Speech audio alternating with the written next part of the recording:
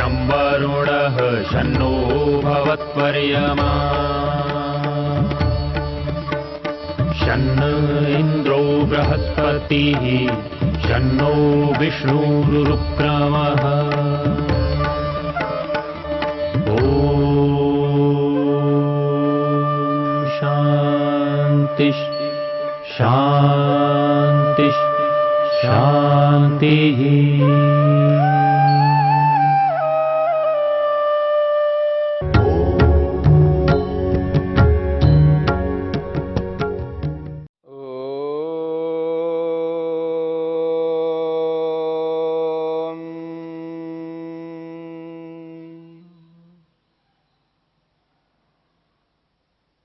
सत्य, सत्याचरण को लेकर के, सत्य बोलने को लेकर के हम विचार कर रहे हैं। सत्य को अपनाना, सत्याचरण करना मनुष्य का एक बहुत बड़ा कर्तव्य है। और जिसने इस सत्याचरण रूपी कर्तव्य को पूर्ण किया, उसकी कभी भी कोई भी हानि नहीं हुई है, अर्थात आत्मा की हानि नहीं हुई है।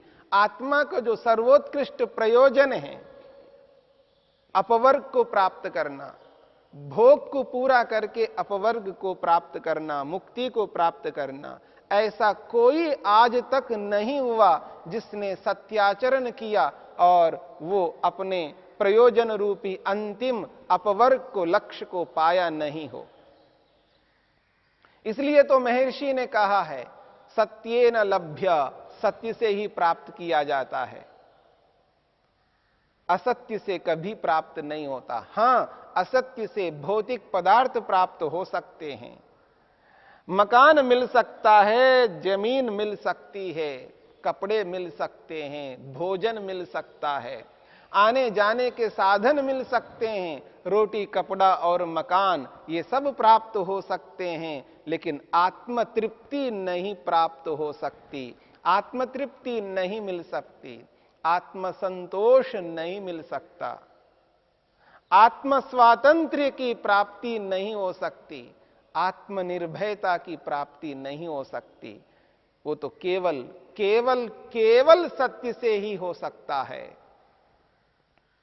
इसलिए इस बात को समझने का प्रयत्न करना, सत्य में कितना बल है, इस बात को अगर विचार करके देखें तो स्पष्ट होता है। सत्य में कितना बल होता है, कितना मजबूत होता है, कितना दृढ़ होता है। सत्य के सामने कोई भी टिक नहीं सकता, सत्य का मुकाबला दुनिया में कोई भी नहीं कर सकता, अर्थात सत्य को कोई भी हरा नहीं सकता। इसीलिए तो ऋषि कहते हैं, सत्यमेव जयते। इसको बताने के लिए महर्षि वेदव्यास ने महाभारत के अंतर्गत सुंदर शब्दों में कहा है, चत्वारा चत्वारा एकतो वेदाः सांगोपांगाः सविस्तराः। महर्षि वेदव्यास कहते हैं, चत्वारः एकतो वेदाः सांगोपांगाः सविस्तराः स्वधीता मनुज व्याघ्रः सत्यमेकं किलैकतः। महर्षि वेदव्यास क्या कहना चाहते हैं? वो कहते हैं, चत्वारः वेदाः, चार वेद हैं, ऋग्वेद, यजुर्वेद, सामवेद और अथर्ववेद। फिर वो कहते हैं, सांगोपांगा सविस्तराः, अंग उपांगों सहित संपूर्ण वैदिक वांग्मय को ग्रहण किया है। यहां पर चार वेद हैं तो चार वेदों के चार उपवेद हैं। ऋग्वेद का उपवेद आयुर्वेद, यजुर्वेद का उपवेद धनुर्वेद, सामवेद का उपवेद गंधर्व वेद और अथर्ववेद का उपवेद अर्थवेद। चार उपवेद, चार वेद और चार उपवेद, और चारों वेदों के चार ब्राह्मण भी हैं, जिनको ब्राह्मण ग्रंथ कहते हैं। ऋग्वेद का ऐतरेय ब्राह्मण है, यजुर्वेद का शतपथ ब्राह्मण है, सामवेद का साम ब्राह्मण है और अथर्ववेद का गोपथ ब्राह्मण है। 4 वेद, 4 उपवेद, 4 ब्राह्मण और 6 अंग, शिक्षा, व्याकरण, निरुक्त, छंद, ज्योतिष और कल्प, ये 6 अंग है और 6 उपांग है। योग, सांख्य, वैशेषिक, न्याय, वेदांत और मीमांसा। और उपनिषद 10 उपनिषद हैं, 11 उपनिषद है। उपनिषद तो वैसे बहुत सारी हैं, तो उपनिषदें इतिहास की दृष्टि से यदि देखा जाए तो रामायण है और महाभारत है। यह संपूर्ण वैदिक वांग्मय को प्रस्तुत किया जा रहा है। 4 वेदाः सांगोपांगा सविस्तराः। सांगोपांग के साथ महर्षि ने सविस्तराः कहा, क्योंकि इन ग्रंथों को विस्तार करने वाले अलग अलग ऋषि हुए हैं। बहुत सारे ग्रंथ हो जाते हैं जो इन ग्रंथों को विस्तार करके व्याख्यान करके बताया गया। यदि कोई व्यक्ति चारों वेदों को पढ़ करके, चारों उपवेद को पढ़ करके, चारों ब्राह्मणों को पढ़ करके, 6 अंग और उपांगों को पढ़ करके, सभी उपनिषदों को पढ़ करके, इनके व्याख्यान ग्रंथों को पढ़ करके कितना बड़ा ज्ञानी बन सकता है, बहुत बड़ा ज्ञानी बन सकता है। लेकिन महर्षि कहते हैं 4 एकतो वेदाः सांगोपांगा सविस्तराः। वो कहते हैं इतने सारे ग्रंथों को पढ़ करके, संपूर्ण वैदिक वांग्मय को पढ़ करके यदि व्यक्ति छल, कपट, अन्याय आदि से अपने पक्ष को दृढ़ बनाना चाहता है, अपने पक्ष को सिद्ध करना चाहता है, अपने पक्ष को जीतवाना चाहता है, तो महर्षि कहते हैं इन सब शास्त्रों को, वैदिक वांग्मय को पढ़ करके अगर कोई व्यक्ति उसको जीतने के लिए, जिताने के लिए उद्यम मेहनत करता है, तो वो एक तरफ रखिए, तराजू के एक पलड़े में रख दीजिएगा चारों वेदों को पढ़े हुए व्यक्ति को, चारों उपवेद, चारों ब्राह्मण, 6 अंग, 6 उपांग और उपनिषद, समस्त वैदिक वांग्मय को भी पढ़ करके वो एक पक्ष है और एक व्यक्ति के पास केवल सत्य है। सत्यमेकम किलैकतः, और एक पक्ष में केवल सत्य है, सत्य को लेकर के चलता है। तो दोनों तराजुओं में एक और सत्य को रखो, एक और इन समस्त ग्रंथों का ज्ञान विज्ञान रखो, तो भी सत्य की ही पलड़ा भारी है। आप चाहे कितने ही शास्त्रों को पढ़ लो, कितना ही करो, लेकिन आपका पक्ष सत्य है और आप अपने सत्य पक्ष को सिद्ध करने में सक्षम हैं, तो सत्य की ही जीत होती है, असत्य की जीत कभी नहीं हो सकती। कितना बड़ा भारी है सत्य, कितना वजनदार है सत्य। एक और वेदज्ञ हैं और एक और सत्य है, तो सत्य की जीत होगी, सत्य की बात मानी जाएगी। सत्य में वो क्षमता है, वो सामर्थ्य है। सत्य सदा सत्य के रूप में व्यक्ति को प्रसन्नता देने वाला है, सत्य शांति देने वाला है, निर्भयता को देने वाला है। सत्य को इतना कम हांकना नहीं। सारा का सारा ब्रह्मांड सत्य के आश्रय से टिका हुआ है। सत्येन उत्तभिता भूमि, सत्य से ही ये सारा का सारा ब्रह्मांड, ये धरती धारित है, सत्य ने धारण किया है।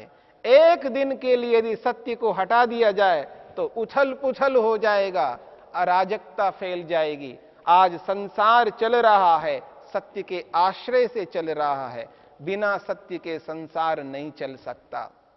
इसलिए सत्य को सभी स्वीकार करते हैं, सत्य को नकारने वाले दुनिया में आज तक उत्पन्न नहीं हुए हैं। हां, अपने स्वार्थ से अपने दुराग्रह से, अपने हठ से वो सत्य को नकारता है, लेकिन कहीं कहीं सर्वत्र ऐसा नहीं कर सकता। मेरी बात को समझने का प्रयत्न करना। दुनिया में आज तक कोई व्यक्ति ऐसा उत्पन्न ना हुआ है, न वर्तमान में है, न भविष्य में होगा, जो ये घोषणा करे कि मैं पूर्ण रूप से असत्य को अपना करके जीवन यापन करके जिताऊंगा, पूर्ण रूप से असत्य आचरण करूंगा और अपने प्रयोजन को पूरा करूंगा, ऐसी घोषणा करने वाले आज तक ना हुआ और ना आज है, ना भविष्य में होगा। पूरे जीवन को बिताना तो बहुत बड़ी बात है, एक 24 घंटे बिता करके देखे, असत्य को अपना करके 24 घंटे बिता करके देखे, नहीं जी पाएगा व्यक्ति, क्योंकि उसको असत्य बोलना है। भूख लग रही है तो नहीं लग रही बोलना है, प्यास लग रही है नहीं लग रही बोलना है, सोना है नहीं सोना है ये बोलना है।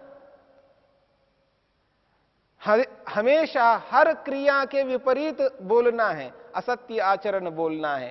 कैसे जी पाएगा? आप कल्पना करके देखिएगा।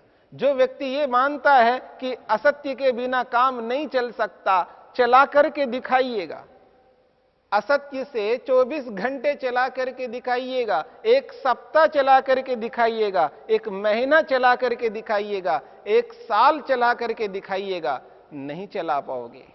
सत्य के बिना आपका जीवन दुष्कर हो जाएगा, आप जी नहीं सकते। अगर जी रहे हो, सांस ले रहे हो, ये सत्य के कारण से है। इसलिए सत्य को झुटलाना नहीं है, सत्य को इंकार नहीं करना है, सत्य को अपने जीवन से पृथक कभी नहीं करना है। सत्य से ही व्यक्ति अपने प्रयोजन को पूर्ण कर सकता है। 24 घंटे के लिए असत्य आचरण पूर्ण रूप से 100% बोल करके कोई दिखा दे, नहीं कर सकता है। इसलिए मनुष्य सत्य ही बोलता है, लेकिन हठ से, दुराग्रह से, अन्य प्रयोजनों के कारण से बीच बीच में असत्य आचरण करके तात्कालिक सुखों को पाता है, तात्कालिक पद प्रतिष्ठा को पाता है, तात्कालिक प्रशंसा को पाता है, तात्कालिक कुछ समय के लिए इन भौतिक साधनों को पाकर के वो अपने आप को धन्य मानता है, लेकिन सदा के लिए ऐसा कभी नहीं कर सकता। इसका अभिप्राय यह है, व्यक्ति सत्य को लेकर के ही चले। सत्य को लेकर के चलने पर ही जो उसका अंतिम प्रयोजन है, मोक्ष, मुक्ति, अपवर्ग, उसको वो पूरा कर सकता है।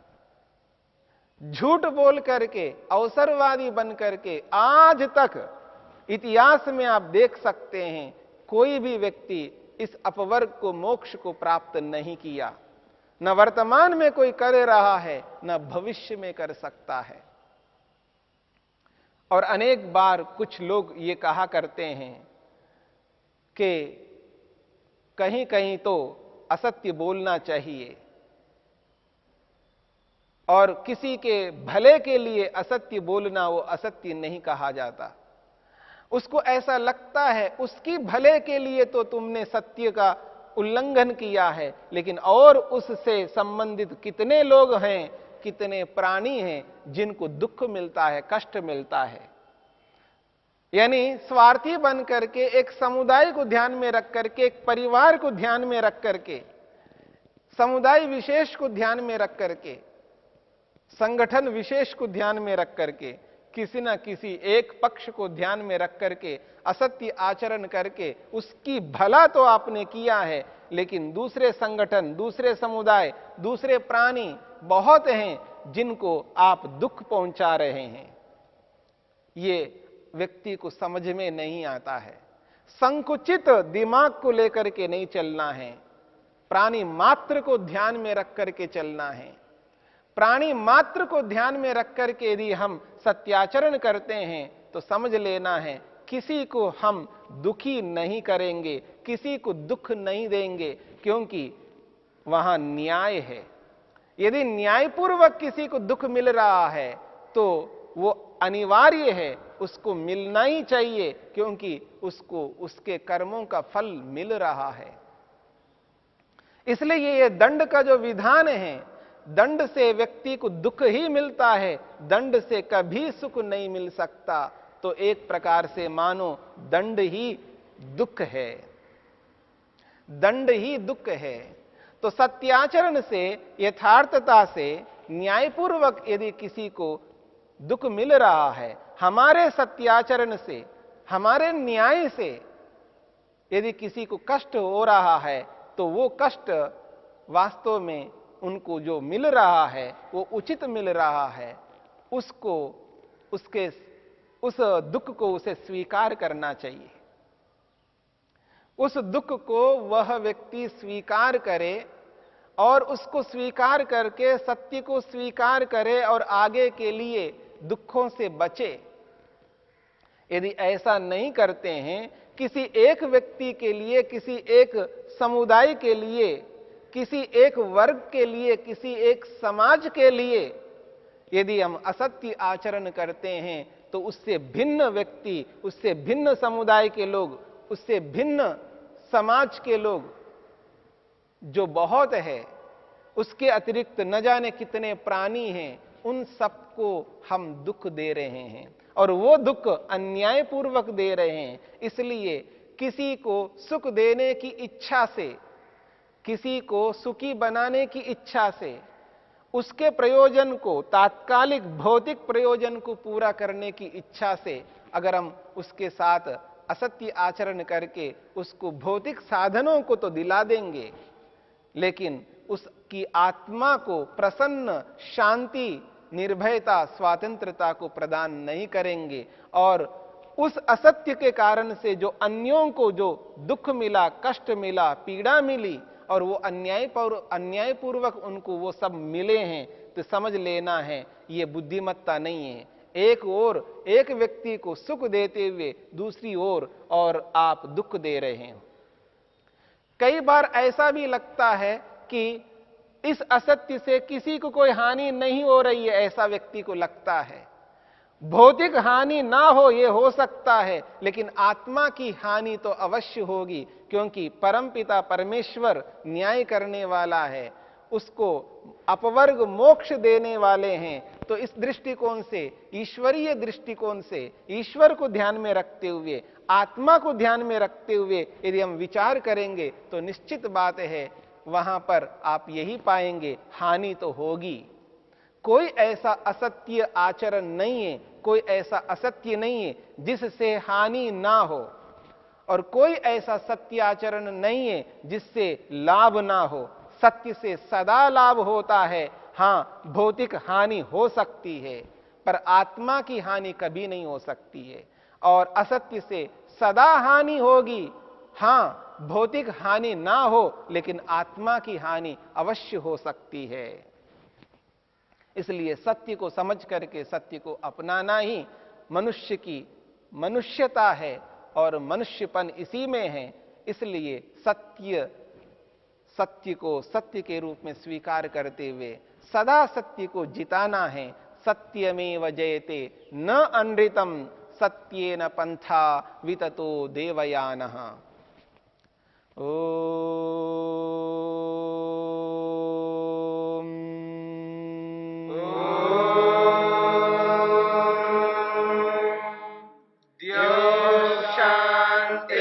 शांतिरंतरिक्षं शांतिर्पृथिवी शांतिरापः शांतिरोषधयः शांतिः वनस्पतयः शांतिर्विश्वे देवा शांतिर्ब्रह्म शांति सर्वं शांति शांतिरेव शांति क्षमा शांतिरेधि।